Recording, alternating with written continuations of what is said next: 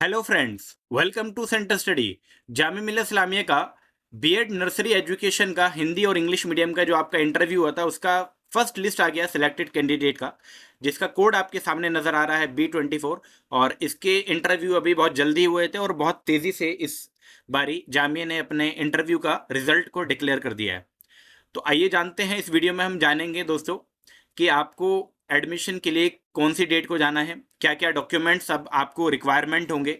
उसी के साथ साथ हम जानेंगे इस साल की कट ऑफ क्या रहने वाली है, और लास्ट में हम बात करेंगे कितने स्टूडेंट का सिलेक्शन इंटरव्यू में यानी कि वेटिंग लिस्ट से आगे हो सकता है। तो वन बाय वन सबसे पहले हम जानेंगे, ये उर्दू मीडियम के लिए और हिंदी मीडियम के लिए दोनों के लिए कॉमन रहेगा डॉक्यूमेंट्स। तो डॉक्यूमेंट्स मैं आपको बता दूं वन बाय वन। तो ये आपका हिंदी इंग्लिश मीडियम का आपके सामने नज़र आ रहा है यहाँ पर, इंग्लिश या हिंदी मीडियम। और आपके जो एडमिशन की डेट है दोस्तों, 31 तारीख और 1 तारीख। 31 तारीख और 1 तारीख में आपको जाना है। कहाँ पर जाना है? वही जहाँ पर आपका इंटरव्यू हुआ था, गेट नंबर 20। गेट नंबर 20 में जाना है आपको 31 तारीख और 1 तारीख।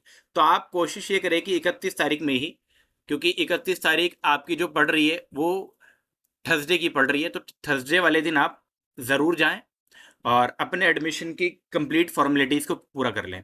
अदरवाइज़ अगर आप कहीं दूर हैं और आप 31 तक नहीं पहुंच पा रहे हैं, तो एक एक तारीख में तो आपको हर हाल में पहुंचना ही है, 1 अगस्त में।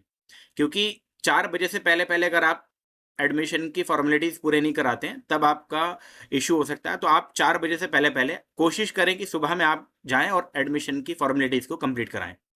क्या क्या डॉक्यूमेंट्स लगेंगे वन बाय वन मैं आपके सामने जिक्र करूंगा। सबसे पहला आपका at the time of original, यहाँ पर बहुत क्लियरली लिखा हुआ है कि एडमिशन के टाइम स्टूडेंट को ओरिजिनल के साथ साथ सेल्फ अटेस्टेड कॉपी देनी पड़ेगी। यानी कि ओरिजिनल डॉक्यूमेंट्स तो आपको लेके जाने ही हैं, साथ ही साथ वहाँ पर ओरिजिनल कुछ डॉक्यूमेंट्स आपके ओरिजिनल भी जमा होंगे, और सभी की आपको फोटो कॉपी एक एक सेट, अभी आगे बताऊंगा कितने सेट लेकर जाने हैं। तो ये आपको फोटो कॉपी ज़रूर लेके जानी है। अब पहला डॉक्यूमेंट आपको क्या लेके जाना है? सबसे पहले आपको एडमिट कार्ड, जो कि ऑलरेडी आप इंटरव्यू के अंदर भी लेकर गए थे। आपका रजिस्ट्रेशन फॉर्म, अगर आपके पास इंटरव्यू वाला है तो आप वही लेके जा सकते हैं। साथ ही साथ यहाँ पर बहुत क्लियरली लिखा हुआ है, क्योंकि इंटरव्यू के टाइम आपको कोई पासपोर्ट साइज की फ़ोटो नहीं चाहिए थी। अब आपको क्या है कि आपका जो भी पासपोर्ट साइज फ़ोटो है, वो 2 पासपोर्ट साइज आपको फ़ोटो भी लेके जाने हैं। तो ये सबसे पहला रिक्वायरमेंट आपका यही है कि आपको 2 passport size photo, admit card, origin और रजिस्ट्रेशन फॉर्म। अगर आपके पास पहले से निकला हुआ तो आप वही लेकर जा सकते हैं। तो ये, उसके बाद आपका proof of passing the qualifying examination together with original marksheet in accordance with eligibility requirement for admission as mention in prospectus. कहने का मतलब यह है कि आपको यहाँ पर ग्रेजुएशन की मार्कशीट लेकर जानी है। कुल मिला के यहाँ पर आपको क्या लेके जाना है? ग्रेजुएशन की मार्कशीट। अब यहाँ पर ग्रेजुएशन की मार्कशीट में भी इशू हो सकता है। कोई स्टूडेंट ऐसा हो सकता है जिसके जो सेमेस्टर वाइज पढ़ता हो, 5 सेमेस्टर की मार्कशीट आई है, तो छठे सेमेस्टर की मार्कशीट अगर उसके पास नहीं है, तो छठे सेमेस्टर का अगर रिजल्ट आ गया तो रिजल्ट वाला वो जो पेज है उसको लेकर जाएं, और 5 सेमेस्टर की मार्कशीट को ओरिजिनल और फोटो कॉपी तो सभी की चाहिए, तो उसको मैं बार बार रिपीट नहीं करूंगा। तो जितने भी सेमेस्टर की मार्कशीट है वो आप ज़रूर लेके जाएंगे। अगर आपका ईयरली है तो आपको ईयरली मार्कशीट वहाँ पर सबमिशन करनी है 3 साल की, अगर 3 साल की आ गई है। अगर आपके पास अभी फ़िलहाल ओरिजिनल मार्कशीट नहीं है, तो आप जहाँ से भी बिलोंग करते हैं तो वहाँ से आप ओरिजिनल मार्कशीट को ज़रूर मंगवाएं, क्योंकि at the time of admission वहाँ पर ओरिजिनल मार्कशीट की कंपलसरी ज़रूरत है। नंबर 3 पॉइंट, आपको 10th क्लास की हाई स्कूल और 10th, यहाँ पर आपको 10th क्लास और 12th क्लास की मार्कशीट भी जमा करनी पड़ेगी। आपको 10th क्लास की ओरिजिनल मार्कशीट भी लेकर जानी है, 12th क्लास की ओरिजिनल मार्कशीट और उसके साथ जो उसका सर्टिफिकेट आता है वो भी आपको लेके जाना है, और उसकी फोटो कॉपी भी आपको वहाँ पर लेकर जानी है। उसी के साथ साथ अगला जो डॉक्यूमेंट है वही डॉक्यूमेंट है जो कि मैंने आपको लेकर जाना था, यानी कि वोटर आई डी कार्ड, या तो पासपोर्ट या ड्राइविंग लाइसेंस या आधार कार्ड। इनमें से कोई एक भी डॉक्यूमेंट आप लेके जाएंगे तो आपका काम इजीली चल जाएगा, जिसमें आपका परमानेंट एड्रेस लिखा हुआ होना चाहिए। जिसमें आपका परमानेंट एड्रेस लिखा हुआ हो वो वाला डॉक्यूमेंट्स आपको लेकर जाना है। अब यहाँ पर नंबर पॉइंट 5 जो है आपका इंपॉर्टेंट है, और वो नंबर 5 पॉइंट जो है वो है आपका मुस्लिम ओबीसी मुस्लिम एसटी। जो भी स्टूडेंट मुस्लिम ओबीसी या मुस्लिम एसटी के अंदर सीट जिनको रिजर्व मिली है, यानी कि उनका सिलेक्शन इन कैटेगरी से हुआ है, अब यहाँ पर वो कैटेगरी सर्टिफिकेट को ले जाना कंपलसरी है। यहाँ पर दोस्तों अब क्या है, कंपलसरी है। अगर आपके पास इस साल का नहीं है तो आप अभी से अप्लाई कर कर उसकी रिसिप्ट लेकर जाएं। अगर आपके पास नहीं है तो उसकी रिसिप्ट आपको लेकर जानी है। अगर आपका इस साल का है तो लेकर जाएं, और अगर किसी ने अभी तक नहीं बनवाया तो ज़रूर बनवा लें, क्योंकि ये आपको एडमिशन के टाइम ज़रूर चाहिए होगा। अगर किसी को नहीं बनाए तो आपको टाइम मिल जाता है थोड़े दिन का, तो उसके लिए क्या है, आपको एक वहाँ पर एप्लीकेशन लिखनी पड़ेगी, या फिर वो कोई आपसे कोई परफॉर्मा वहाँ फिल करा लेंगे। तो ये कंपलसरी है। उसी तरीके से अगर किसी स्टूडेंट का पीडब्ल्यूडी के अंदर नाम आया है तो पीडब्ल्यूडी कैटेगरी का सर्टिफिकेट जो भी डिसेबिलिटी का है वो भी कंपलसरी है, जो कि गवर्नमेंट सर्टिफाइड अथॉरिटी से बना हुआ होना चाहिए। अगर आप दोस्तों कश्मीरी माइग्रेंट कैटेगरी से लोग बिलोंग करते हैं और आपका कश्मीरी माइग्रेंट कैटेगरी से या जम्मू कश्मीर कैटेगरी जो भी स्टेट डोमिसाइल सर्टिफिकेट है वो आपको देना पड़ेगा वहाँ पर। और आपका इसी तरीके से कश्मीरी माइग्रेंट का जो भी डिविजनल सर्टिफिकेट जो बनता है वहाँ पर वो आपको देना पड़ेगा। तो ये 5, 6, 7 पॉइंट मैंने आपको 8 पॉइंट तक यहाँ पर मैंने आपको समझा दिया है। अब नवा पॉइंट जो कि इंपॉर्टेंट है, जिसमें बार बार आपको कन्फ्यूजन क्रिएट हो सकती है, और वो पॉइंट क्या है दोस्तों, वो पॉइंट है आपका ये वाला, character certificate. Character certificate from the last school attended. Last school attended का मतलब आपने ग्रेजुएशन किया होगा या मास्टर किया होगा, जहां से भी आपने ग्रेजुएशन या मास्टर कंप्लीट किया है वहां से आपको करेक्टर सर्टिफिकेट मिलता है। अगर आपको अभी तक नहीं मिला है तो आप तुरंत जाकर वहां से करेक्टर सर्टिफिकेट को रिन्यू कराएं, या आप लें वहां से, आपको इजीली मिल जाएगा। अगर कोई यूनिवर्सिटी, जैसे कोई ऐसी यूनिवर्सिटी है जो कि करेक्टर सर्टिफिकेट देती ही नहीं है, या कोई ऐसा कॉलेज है जो करेक्टर सर्टिफिकेट अभी नहीं दे पा रहा है, तो उस केस में आपको क्या करना है मैं आपको अभी एक स्टेप के बाद बताने वाला हूँ। अब 10वां पॉइंट क्या है, 10वां पॉइंट बहुत ही आसान है, और इसमें क्या कहा गया है कि सर्टिफिकेशन चाहिए किस चीज़ का, ब्लड ग्रुप का। ब्लड ग्रुप का सर्टिफिकेट चाहने का मतलब यह है दोस्तों कि आपको आपको जो आपका ब्लड ग्रुप है उसका एक प्रूफ आपको देना पड़ेगा, और वो प्रूफ जो होगा वो एमबीबीएस डॉक्टर से रिकॉग्नाइज होना चाहिए या गवर्नमेंट हॉस्पिटल से सर्टिफाई होना चाहिए वो। क्योंकि आपको जो देना होगा वो ब्लड ग्रुप देना है, उसकी रिपोर्ट नहीं देनी है। अगर government MBBS doctor with stamp अपना ये लिख के दे देता है कि आपका, मान के चलिए आपका ब्लड ग्रुप ए पॉजिटिव है, अगर वो लिख के देता है अपने लेटर पैड पर कि इसका ब्लड ओ पॉजिटिव है, ए पॉजिटिव है या ओ पॉजिटिव है, जो भी आपका ब्लड ग्रुप है, या ए बी पॉजिटिव है, जो भी आपका ब्लड ग्रुप है, अगर वो लिख कर दे देता है तो इससे काम चल जाएगा। अदरवाइज आप क्या करें, आप अभी आज जाकर किसी भी गवर्नमेंट डिस्पेंसरी में या प्राइवेट डिस्पेंसरी से भी आप इजीली क्या कर सकते हैं, अपना ब्लड ग्रुप को टेस्ट करा सकते हैं, और वो रिपोर्ट आपकी चल जाएगी, उसकी फोटोकॉपी आपको वहां जमा कर देनी है। अगर इन केस आपके कोई भी डॉक्यूमेंट्स यहाँ पर कंप्लीट फुलफिल नहीं हो पाते हैं तो फिर भी आपको टाइम दिया जाएगा, और ये टाइम आपको अभी 31 आई थिंक 31 अगस्त है, मैंने जहाँ तक मुझे याद आ रहा है 31 अगस्त से पहले पहले आपको सारे डॉक्यूमेंट्स वहाँ पर सबमिशन कर देने होंगे। अब मैं दोबारा आ रहा हूँ दोस्तों करेक्टर सर्टिफिकेट के ऊपर। अगर कोई यूनिवर्सिटी करेक्टर सर्टिफिकेट नहीं दे रही है, या कोई कॉलेज करेक्टर सर्टिफिकेट, या आपका पुराना हो चुका है करेक्टर सर्टिफिकेट, तो फिर आपको क्या करना है, उस केस में आपको नियर बाय जामिया का जो गेट नंबर 20 है वहाँ पर नियर बाय कई सारे साइबर कैफे हैं, वहाँ पर आप जाएंगे और उनसे कहेंगे कि मुझे एक एफिडेविट बनवाना है। और एफिडेविट कौन सा बनवाना है, करेक्टर सर्टिफिकेट का। तो वो करेक्टर सर्टिफिकेट का एफिडेविट आप वहां बनवाकर सबमिट कर सकते हैं, वो इजीली आपका करेक्टर सर्टिफिकेट का काम कर जाएगा। अब एक और चीज, ये कहां पर मिलेगा ये मैं आपको वीडियो के लास्ट में बताऊंगा। तो एक एफिडेविट कहां पर बनेगा, तो आप लास्ट तक बने रहे वीडियो में। अब सबसे इंपॉर्टेंट चीज आपका 12 number point, in case of intervening gap period is involved, the candidate has to submit a certificate या affidavit from class 1 gazetted officer notary public। कहने का मतलब यह है कि अगर आपका कोई भी गैप रहा है, अगर आपका कोई भी गैप रहा है, यानी आपका कोई भी 1 साल का गैप, 2 साल का गैप, कितने साल का भी गैप अगर आपका रहा है, तो भी आपको क्या देना है दोस्तों, वहाँ एफिडेविट देना है। वो एफिडेविट भी आपका वहीं बन जाएगा जहां पर आपका करेक्टर सर्टिफिकेट आप बनवाने के लिए जाएंगे। अब दोस्तों एंटी रैगिंग सर्टिफिकेट भी आपको देना है वहां पर। एंटी रैगिंग सर्टिफिकेट के लिए आप इस वेबसाइट www.antiragging.in पर अपना रजिस्ट्रेशन कर सकते हैं और वहां पर एक रेफरेंस नंबर जनरेट होगा। उस रेफरेंस नंबर का आप स्क्रीनशॉट लेकर उसका प्रिंट ले सकते हैं, अदरवाइज वो रेफरेंस नंबर भी काम कर जाएगा। दोस्तों नंबर 14 पॉइंट किस बारे में डिस्कशन कर रहा है? The candidate should submit the counterfoils admission fee slip to consult office of the dean department या centre after submission of fees. अब आपको जब एडमिशन की कंप्लीट फॉर्मेलिटीज पूरी हो जाएगी तो आपको फीस स्लिप मिलेगी जो कि आपको बैंक में जाकर सबमिट कर देनी होगी। कितनी फीस है इसके बारे में हमारा जो एडमिशन का वीडियो था उसके अंदर आप देख सकते हैं, अदरवाइज जामे का प्रोस्पेक्टस जो कि आपके पास ऑलरेडी होगा वहां से आप देख सकते हैं कितनी फीस वहां पर लगेगी आपकी। Number 15 point provisionally selected candidate who failed to take admission within the stipulated period time mentioned above shall not be considered for admission and no request to this effect shall be entertained।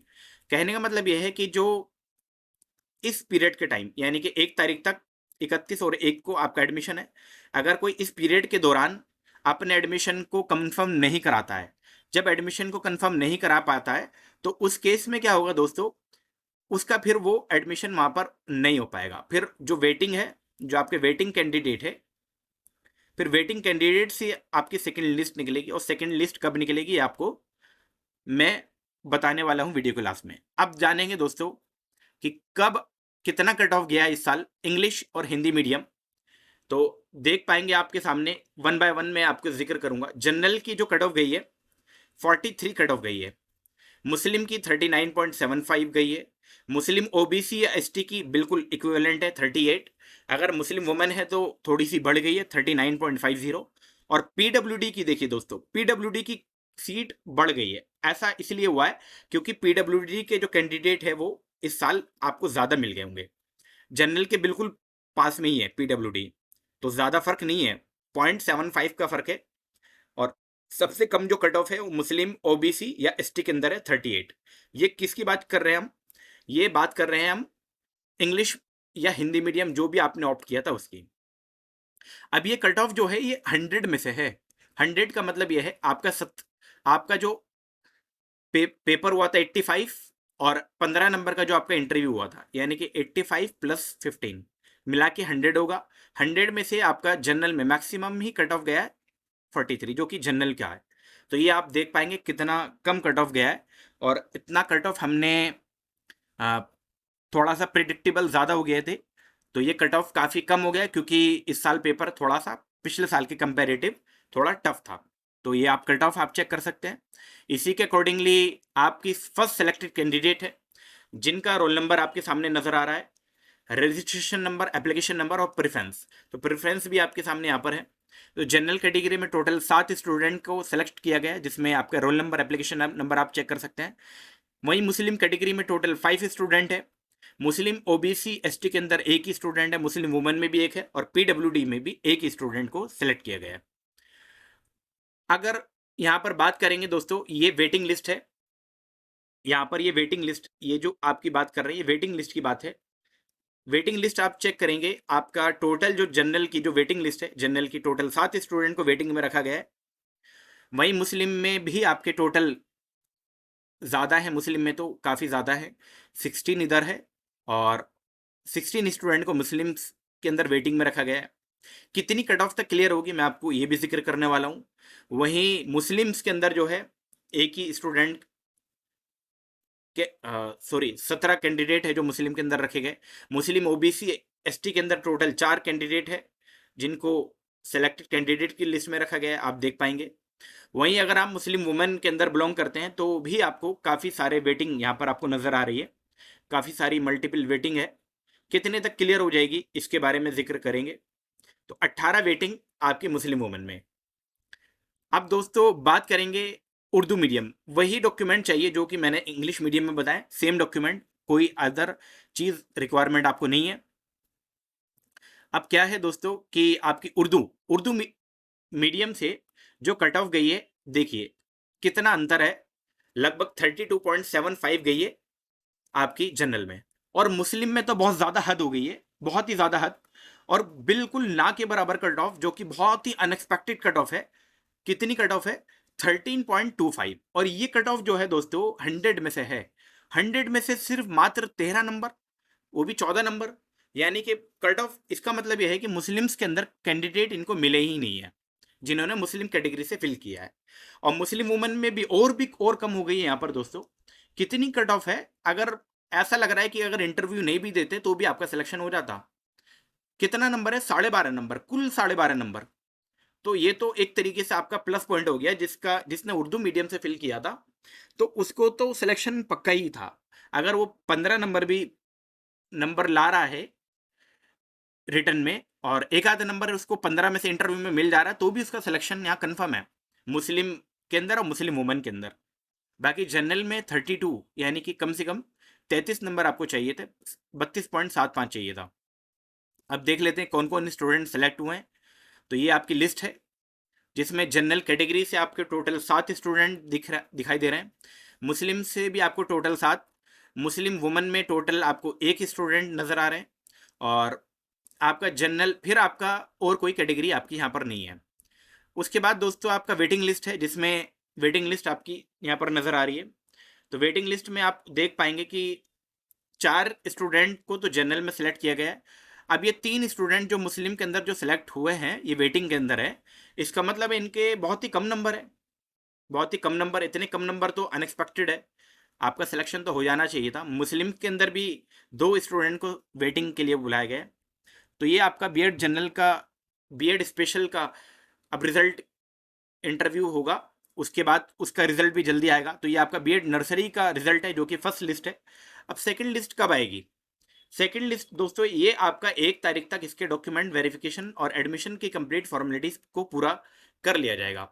1 तारीख के बाद ये मान के चलिए कि 2, 3, 4 ये आपके इंटरव्यूज चलेंगे जामिया के अंदर बीएड के, और उसी बीच पहली लिस्ट की बात की जाएगी। तो ये मोस्ट प्रोबेबली आपका जो पॉसिबिलिटीज है ये है कि आपका 8 से 9 तारीख के बीच में, यानी कि आप ये मान के चलिए सेकंड वीक ऑफ अगस्त के बीच में आपकी सेकंड लिस्ट देखने को मिल सकती है, सेकंड वीक। अदरवाइज ये थर्ड लिस्ट, अदरवाइज ये आपकी थर्ड वीक में भी जा सकती है स्टार्टिंग के फेज में। कितने तक वेटिंग कंफर्म हो सकती है? तो लिस्ट कब आएगी ये तो मैंने आपको बता दिया है। कितने तक वेटिंग क्लियर हो सकती है और कैसा इस बार का कट ऑफ रहा है, तो कट ऑफ के बारे में तो मैंने आपको बहुत अच्छे से डिटेल में बता दिया है कि उर्दू का कट ऑफ बहुत ही ना के बराबर फिल गया है। और इस साल जो है कितनी वेटिंग तक क्लियर की जा सकती है, तो मैं ऊपर आकर दोबारा इस चीज़ को जिक्र करूंगा आपके सामने। जैसे कि यहाँ पर जनरल में है, अभी कुछ ऐसे स्टूडेंट हैं यहाँ पर, कुछ ऐसे स्टूडेंट भी सिलेक्ट हुए हैं यहाँ पर, जो कि जिनका स्पेशल में भी इंटरव्यू है, बीएड जनरल के अंदर भी इंटरव्यू है, और डीएलएड के अंदर भी इंटरव्यू, यानी कि 3-3, 4-4 के अंदर भी इंटरव्यू है, जो कि हमारे बैच के अंदर भी ऑलरेडी इनरोल्ड हुए हैं। तो वो अपनी, अगर उनका सिलेक्शन किसी और में आ जाता तो वो अपनी डेफिनेटली ये सीट को यहाँ से छोड़ देंगे। तो ये मैं मान के चलूंगा कि जनरल से टोटल एक से दो वेटिंग तक क्लियर हो जाएगी। 2 वेटिंग तक क्लियर होने के चांसेस है, क्लियर होगी ये कंफर्म नहीं है, लेकिन क्लियर होने के पूरे पूरे चांसेस है। मुस्लिम्स में ये 2 से 3 आपकी सीट क्लियर होने के चांसेस है, और मुस्लिम वुमन में 1 ही सीट क्लियर होने के चांसेस रहेंगे। तो ये आपकी मैंने बता दी कि ऐसे आपकी इतने चांसेस हैं कि आपकी क्लियर होने के। वहीं अगर मैं ऊपर बात करूं इंग्लिश या हिंदी मीडियम की, तो इंग्लिश या हिंदी मीडियम में देखते हैं। अगर आप मुस्लिम की बात करूं तो मे भी हो सकता है मुस्लिम्स के अंदर यहाँ पर जो क्योंकि आपका कट ऑफ भी ठीक ठाक है, तो मुस्लिम में मुझे लगता है 1 से 2 ही सीट यहाँ पे क्लियर हो जाएगी। मुस्लिम ओबीसी में मात्र यहाँ पे मुझे लगता है 1 ही सीट को यहाँ पर क्लियर किया जाएगा। मुस्लिम वुमन में शायद ही शायद, रेयरली है, बहुत रेयरली कि यहाँ पर ये वाली सीट हो सकता है आगे जाए। मुस्लिम्स में अगर मैं बात करूं, स्टार्टिंग के 2 से 3 कैंडिडेट जो है, फर्स्ट सेकंड का तो चांसेस है कि फर्स्ट सेकंड का क्लियर हो जाएगा, लेकिन मे बी थर्ड वाले का हो सकता है मे बी क्लियर हो जाए। जनरल में दोस्तों मात्र पहला दूसरा चांसेस रहते हैं कि पहला और दूसरा ही सेलेक्ट हो जाएगा। तो ये मैंने आपको बता दिया कि कितने तक कट ऑफ क्लियर हो जाएगी। अगर आपको इस बीच कहीं और एडमिशन मिल जा रहा है तो आप एडमिशन को कहीं और ले लें, और अगर आपका किसी और में भी नाम आया हुआ जैसे डीएलएड के अंदर या बीएड स्पेशल के अंदर या बीएड जनरल के अंदर, तो उसके लिए आप इंटरव्यू के लिए बहुत अच्छे से प्रिपरेशन करें, जिनका भी इंटरव्यू में यहाँ सेलेक्ट नहीं हो पाए। और अब मैं बात करूंगा कि आपका जो डॉक्यूमेंट, जो आपका एफिडेविट की जो मैंने जिक्र किया है, वो आपका कहाँ बनेगा। सबसे मैं आपको बहुत इजी रास्ता आपको बता दूं। आपका जो एफिडेविट बनेगा, चाहे वो आपका करेक्टर सर्टिफिकेट के लिए बनवा रहे हैं, चाहे आप कोई गैप रहा है गैप के लिए, या आप करेक्टर सर्टिफिकेट के लिए, अगर आपके पास है तो करेक्टर सर्टिफिकेट दे सकते हैं, अदरवाइज आप गैप लगा देंगे। तो ये आपका जामिया का जो नियर बाई गेट है, गेट नंबर 20, वहां से जब आप जाएंगे तिकोना पार्क की तरफ, कहाँ पर तिकोना पार्क आप किसी से पूछ लेंगे, तिकोना पार्क की तरफ आप जाएंगे तो वहां पर साइबर कैफे है, जो कि साइबर कैफे आप किसी पूछेंगे तिकोना पार्क में साइबर कैफे कहाँ पर है, और वहां पर आप इजीली जाएंगे। अहमद डॉक्यूमेंट करके है, एक अहमद डॉक्यूमेंट करके, आलम डॉक्यूमेंटेशन, आप गूगल पे भी इसको सर्च करेंगे तो इजीली मिल जाएगा, आलम डॉक्यूमेंटेशन। आप वहां जाएंगे तो आपके लिए बहुत इजी और आसानी से सारे डॉक्यूमेंट्स आपके लिए बन जाएंगे। और साथ ही साथ एंटी रैगिंग का जो मैंने आपको वेबसाइट बताई है, वहां पर जाकर आप अपने एंटी रैगिंग को कंप्लीट कर सकते हैं। दोस्तों ये आपकी लिस्ट थी। अब देखते हैं बीएड स्पेशल का जल्दी ही इंटरव्यू होने वाला है, डीएलएड के इंटरव्यू आज कंप्लीट हो जाएंगे। तो डीएलएड के इंटरव्यू की लिस्ट कब आएगी, इसके बारे में भी आपको थोड़ा सा बता दूं। यहाँ पर आज डीएलएड के इंटरव्यू कंप्लीट होंगे, तो मान के चलिए कि अब जैसे इन्होंने इतना जल्दी किया, तो मैं मान के चलूंगा कि 5 से लेकर 10 के बीच में, 5 अगस्त से लेकर 10 अगस्त के बीच में आपका डीएलएड का जो इंटरव्यू की जो फर्स्ट सेलेक्टेड कैंडिडेट की लिस्ट है वो आने के चांसेस होंगे। तो ये भी मैंने आपको यहाँ पर इस वीडियो में जिक्र कर दिया है। अगर ये इंपॉर्टेंट इन्फॉर्मेशन आपके लिए रही हो तो वीडियो को लाइक करें और अपने दोस्तों में शेयर करें जो भी जामिया के एजुकेशन डिपार्टमेंट से जुड़े हुए हैं। और ऐसे ही लेटेस्ट अपडेट पाने के लिए आप हमारे चैनल के साथ भी लगातार जुड़े रहे।